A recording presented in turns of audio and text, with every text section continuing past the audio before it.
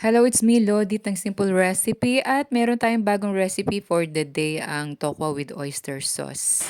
Sa isang pan, i-fry natin yung sliced tokwa. Ini-slice ko po siya ng cubes para mas madali po siyang maluto, para crispy po ang ating tokwa. Hintayin lang po natin mag-golden brown and then set aside po natin siya sandali.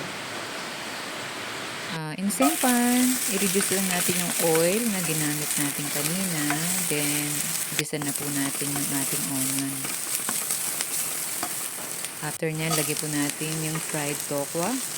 Mix lang natin sa onion at maglagay po tayo ng oyster sauce. Then, mix naman natin siya ng mabuti para kumalat yung lasa ng oyster sauce sa tokwa. Mas masarap po. Lagyan po natin siya ng slice ng green pepper para may konting anghang. Pero kung gusto niyo po mas maanghang, lagay po kayo ng red pepper.